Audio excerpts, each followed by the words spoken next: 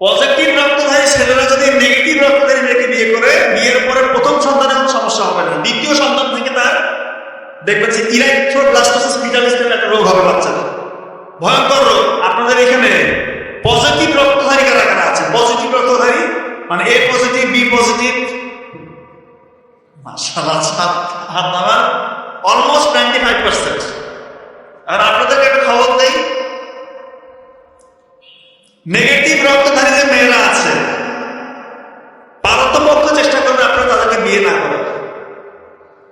মানে এটাকে আমি এমনি বলতেছি, আপনারা তো বিজ্ঞানের ছাত্ররা সবাই। পজিটিভ রক্তধারী ছেলেরা যদি নেগেটিভ রক্তধারী মেয়েকে বিয়ে করে, বিয়ের পরে প্রথম সন্তানের কোনো সমস্যা হবে না, দ্বিতীয় সন্তান থেকে তার দেখবেন যে ইরাইথ্রোব্লাস্টোসিস ফিটালিস নামে একটা রোগ হবে বাচ্চাদের। ভয়ঙ্কর রোগ।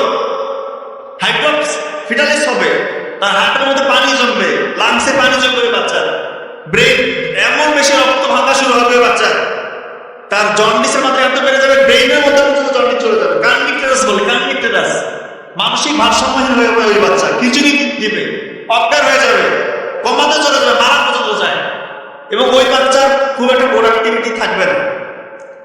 এটা থেকে কি মানে যারা বিয়ে করে ফেলছে, তারা বিয়ে করে ফেলছে পজিটিভ রক্তধারী ছেলে, নেগেটিভ রক্তধারী মেয়ে, তাহলে তাদের উপায়টা কি? উপায় আছে।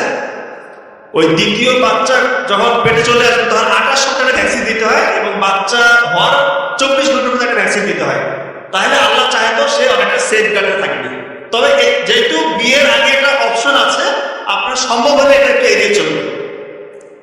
আর নেগেটিভ রক্তধারী যে ছেলেরা আছেন, আপনারা যাকে ইচ্ছা বিয়ে করতে পারেন, কোনো সমস্যা নেই, কোনো সমস্যা নেই। আর অপরদিকে পজিটিভ রক্তধারী যে মেয়েরা আছে তারাও যাকে খুশি বিয়ে করতে পারে, কিন্তু নেগেটিভ রক্তধারী মেয়েদের এই সমস্যা। পজিটিভ রক্তধারী ছেলে, নেগেটিভ রক্তধারী মেয়ের বিয়ে হলে এই সমস্যা।